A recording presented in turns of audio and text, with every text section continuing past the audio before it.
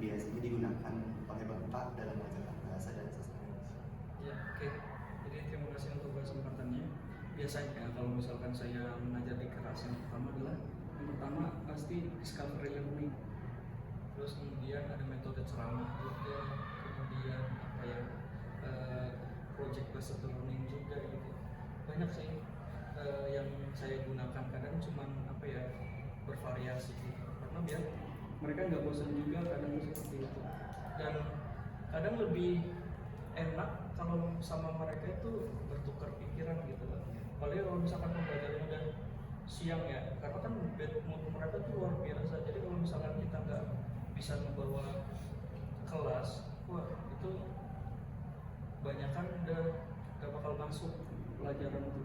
Nah jadi gitu lebih, ini lebih ke project based learning, kemudian tadi discovery learning, kemudian metode ceramah juga ada. Nah itulah sekitar itulah, jadi seperti itu.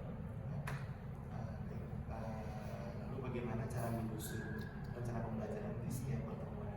Ya, jadi untuk di sini kebetulan di Alirset itu ketika kita merencanakan suatu pembelajaran, terkhususnya juga RPP itu ya sesuai dengan apa ya, sesuai dengan yang seharusnya. Contohnya ya, kalau di sini tuh emang punya kurikulum tersendiri ya, jadi punya formatan RPP tersendiri gitu ya. Jadi udah ada formatannya masing-masing, karena biasanya kalau di Alirset itu dikaitkan dengan Islamic value. Nah, Islamic value itu biasa didapat dari terkait dengan as-sunnah kita dan Al-Quran. Nah, dari situ. Jadi biasanya dikaitkan dengan apapun materinya itu pasti dikaitkan dengan yang berkaitan dengan Al-Quran. Contohnya teks deskripsi kita mempelajari itu nggak semena-mena. Kalau misalkan apa memang ada yang bisa dikaitkan biasanya dalam Al-Quran, itu contohnya apa, mendeskripsikan tentang apa kayak gitu.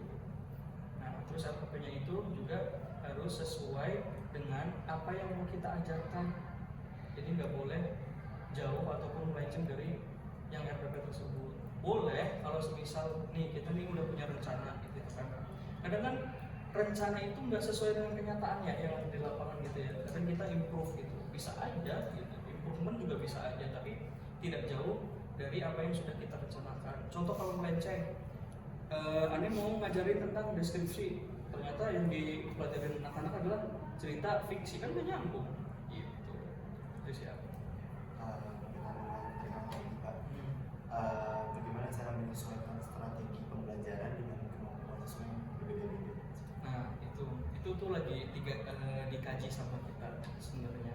Makanya Ane itu menerapkan beberapa metode supaya apa? Supaya mereka yang intinya apa ya, kan anak-anak tuh kalau tidak salah itu ada beberapa keterampilan mereka. Contohnya dia tertarik sama audio, kemudian yang ada yang visual, kemudian audio visual, kemudian apalagi yang ya kinestetik dan lain-lain. Nah kalau di sini tuh udah ada yang namanya multiple intelligence. Nah nanti berkaitan dengan multiple intelligence itu nanti katanya mau digolongkan sesuai dengan multiple intelligence sendiri-sendiri. Jadi setiap kelas itu nanti bakal digolongin, ataupun biasanya saya tuh kadang susah untuk menggolongkan anak-anak tuh, makanya biasanya bervariasi aja menggunakan ketika mengajar saya bervariasi menggunakan metodenya aja biar mereka tuh nggak terlalu monoton gitu biasanya. Itu aja sih. Kemudian bagaimana cara membangkitkan minat dan motivasi siswa dalam belajar bahasa Indonesia? Nah itu ya terkait dengan minat dan apa sih ya, kadang bahasa Indonesia tuh banyak diremehkan gitu ya, walaupun itu adalah bahasa sendiri gitu ya. Kadang mereka tuh namanya gitu, dan saya juga pernah mengalami ketika saya sekolah juga. Apa sih bahasa Indonesia tuh ya udahlah bahasa kita sendiri, ngapain harus dipelajarin gitu kan. Nah ternyata di lain sisi itu kan banyak ya yang memang harus kita pelajari, tentang apalagi tentang struktur yang SPOK itu penting banget ternyata gitu ya. Apalagi sekarang ketika kita masuk ke UNIF, kalau tidak salah itu ada beberapa persen tentang literasinya ya kalau tidak salah. Nah itu yang menjadi perbandingan juga. Nah, ketika saya membangkitkan motivasi mereka sebenarnya dari apa ya, membuat lingkungan belajar mereka ini sih menjadi ini aja sih, menjadi bangkit aja sih sebenarnya. Jadi motivasinya ya dari mereka sendiri, dan Ani cuman jadi pemantiknya aja gitu loh. Contohnya kalau misalkan mereka mau semangat belajar dalam bahasa Indonesia gitu ya, Ani biasanya cuma pemantik aja, dan ketika mereka mau belajar ya alhamdulillah Ani juga bakal menjadi fasilitator buat mereka aja gitu sih. Nggak ada strategi khusus ataupun motivasi khusus untuk mereka belajar bahasa Indonesia ini sih. Dari dulu saya emang seperti itu, jadi terserah mereka aja. Kalau misalkan menurut mereka bahasa Indonesia menarik, ya bakal mereka ngikutin gitu. Baik, selanjutnya bagaimana Bapak menilai pemahaman siswa dalam pembelajaran bahasa Indonesia? Nah, ya, oke. Terkait dengan pemahaman siswa, yang pertama pasti kita ada yang namanya tes pedagogik kalau tidak salah tuh. Kemudian pemahaman itu biasanya saya dapat tuh dari penugasan mereka. Jadi kan sekarang tuh alhamdulillah ya. Jadi karena saya mungkin lebih mengacu pada discovery learning, makanya mereka harus paham dulu dengan caranya sendiri. Ya, itu yang pertama, itu poin utamanya itu di situ sebenarnya. Sebenarnya saya nggak pernah ngomong sama anak, kalian udah paham atau belum? Tapi saya pasti ngomongin gitu. Jadi pertama tuh, jadi saya pemicunya dulu tuh, ada tugas-tugas kerjain dulu. Nah, setelah itu di akhir pembelajaran ataupun di akhir sesi semua tugas sudah selesai, baru saya menjelaskan tentang apa sih yang dimaksud dengan cerita naratif, kemudian puisi. Nah, itu biasanya tuh saya tuh seperti itu gitu. Untuk pemahamannya ya alhamdulillah. Jadi beberapa anak gitu ya yang selama saya ajar banyak yang paham terkait dengan hal tersebut gitu. Ya, apakah Bapak memberi umpan balik itu secara individual atau? Ya, kalau terkadang untuk umpan balik, pertama yang AA lihat tadi yang di kelas 7, pasti saya memberikan umpan balik terhadap pelajaran. Pasti ada yang mau bertanya, kemudian ada yang belum dipahami. Nah, itu biasanya bisa dua, kadang individu ya. Biasanya kan tanya tuh, Pak, belum paham nih terkait dengan tadi denotatif soal. Ya pasti saya jawab. Kemudian kelompok pun bisa jadi seperti itu. Jadi kalau misalkan saya juga terkadang memang sering juga berkelompok ya. Jadi tidak bisa menghindari antara umpan balik individu ataupun kelompok, itu semuanya ada. Lalu berlanjut terkait dengan kasus siswa ya Pak. Apakah Bapak pernah menemui siswa dengan kendala fisik seperti gangguan penglihatan, pendengaran atau motorik? Lalu bagaimana cara menyesuaikan pembelajaran?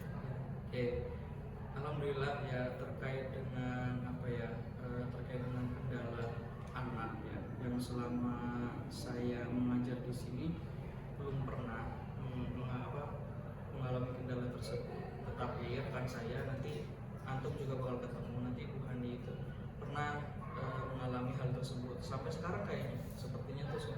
Dan sekarang itu anaknya ada di kelas 8. Nanti mungkin bisa disampaikan dengan Bu Hani kalau misalkan memang ada sesi wawancara juga ya. Nah, kalau semisal beberapa anak yang mungkin terkait dengan motorik ya ada yang kurang gitu ya. Terkadang saya tuh motivasinya cuman mereka tuh mau mengikuti pembelajaran saya dan mereka tuh nggak cuek. Itu aja sebenarnya itu udah cukup respect buat saya. Nah itu, jadi kendala yang terkait dengan motorik itu ya udah ya gimana gitu, maksudnya memang harus ada psikologis tersendiri terhadap satu hal tersebut. Tapi kalau misalkan memang dianya respect terhadap saya gitu ya, mau mengikuti semua arahan saya, ya alhamdulillah itu juga udah sesuatu yang bagus menurut saya itu seperti itu gitu. Lalu jika ada murid yang terlalu pendiam atau kurang percaya diri, bagaimana Bapak? Kalau terkait hal tersebut pasti saya ini saya motivasi anak-anaknya tuh. Jadi ada beberapa dulu ya sekarang juga masih ada terkait dengan anak yang pendiam, kemudian gak pede sama dirinya sendiri. Kadang saya samperin sampai menanyakan, bisa nggak ada yang perlu bapak bantu nggak, sampai segitunya gitu. Jadi mungkin ya ini cuma pandangan dari saya aja, bukan pandangan dari anak tersebut gitu. Mereka merasa nyaman dulu sih sebenarnya. Jadi mereka tuh mau berkomunikasi ketika mereka merasa nyaman, itu yang pasti sih. Dan saya sudah pernah beberapa kali menemukan, kebetulan saya juga wali kelas gitu ya, terkait di luar dari bahasa Indonesia gitu ya, dan anak saya juga ada yang seperti itu. Nah pendekatannya seperti itu, jadi harus secara personal, gak bisa tuh antum tuh harus berkelompok terus menanyakan kepada mereka, gak bisa seperti itu, tapi harus personal. Dan alhamdulillah mereka mau memberikan komunikasinya kepada kita gitu. Nah itu yang paling penting adalah kedekatan kita personal terhadap anak tersebut. Apakah Bapak pernah menemui siswa dengan masalah di rumah atau yang seperti Oh sering, itu mah sering. Jadi terkadang kalau misalkan terkait dengan masalah di rumah, kadang emang kalau misalkan memang itu nggak mau dibahas sama anaknya, ya udah nggak bakal dibahas sama kita gitu. Terus kemudian ya kadang saya memotivasi mereka cuman gini aja, ketika kalian masih punya masalah di rumah, ya di sekolah mah jadi jadi tempat bermain kalian aja gitu. Karena biasanya motivasinya tuh seperti itu, biar mereka melupakan sesuatu atau trauma yang ada di rumah dengan cara seperti itu. Dan salah satunya adalah cara pendekatan gurunya sendiri sebenarnya. Kayak aneh lebih dekat sama anak-anak dengan cara ngobrol. Aneh tuh bukan tipikal orang yang yang diem-diem aja. Pasti saya ngebuka pembicaraan. Walaupun itu loh sebenarnya nggak perlu banget gitu ya. Maksudnya kayak contoh contoh kecilnya adalah cuman udah makan belum hari ini gitu kan. Contoh kecilnya tuh kayak gitu. Nah salah satunya ketika mereka yang mungkin ada masalah di rumah, ketika ditanyakan seperti itu, apalagi mereka itu masa-masa remaja, itu harus perlu perhatian yang khusus sih sebenarnya menurut Anda itu. Dan aneh ya banyak setiap tahun pasti ada problematika yang mungkin di rumahnya ada masalah, kemudian dibawa di sekolah pasti ada gitu. Tapi ya kita sebagai guru ya harus menjadi fasilitas yang bisa mengerti mereka gimana caranya itu. Nah itu nggak bisa tuh ngasih ilmunya ke anu tuh nggak bisa, karena itu balik lagi ke diri kita masing-masing gimana cara membawanya gitu. Lalu apakah ada strategi pembelajaran terkait bahasa dan sastra Indonesia yang paling efektif bagi siswa? Kalau paling efektif tuh sebenarnya itu motivasi dari anaknya sendiri. Kalau menurut aneh sih ya, kalau misalkan nggak ada motivasi dari anak itu sendiri, nggak mau buat belajar, susah buat mereka ada rasa untuk belajar tuh susah. Apalagi bahasa Indonesia tuh kayak gitu. Terkadang kayak gitu dikerdilkan ataupun dianaktirikan gitu kan. Tapi ya itu tadi yang saya bilang, ketika aneh menjadi fasilitator, kemudian menjadi sesuatu guru yang menyenangkan bagi anak gitu ya. Tapi ya tetap ketika seorang guru itu harus tahu batasan atau koridornya gitu. Jadi jangan sampai anak sama siswa itu terlalu akrab, itu juga tidak diperbolehkan sebenarnya, karena emang harus ada adabnya gitu. Apalagi kalau di sini kan yang ikhwan sendiri, yang apa sendiri. Jadi kita harus mempunyai batasannya masing-masing gitu. Lalu apakah ada inovasi baru yang Bapak ingin coba dalam Ya, jelas terkait dengan inovasi pasti itu dari setiap pembelajaran. Terkadang kerasa bosan aja sih ya, kalau misalkan dulu aneh pernah punya guru yang memberikan materi itu monoton, jadi kadang nggak seru aja sih sebenarnya. Makanya kadang ketika aneh jadi guru, salah satunya adalah motivasi sama inovator, gimana caranya. Nah kadang ketika aneh udah tahu nih anak ini jenuh nih, yuk kita keluar, yuk kita bikin video, kadang gitu.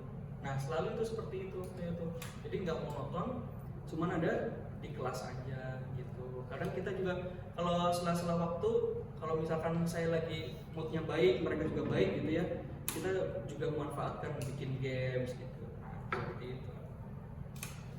Mungkin cukup dari kami Pak. Ya. Terima kasih waktunya. Mohon maaf waktunya sudah. Santai-santai. Baik, terima kasih. Assalamualaikum. Waalaikumsalam warahmatullahi wabarakatuh.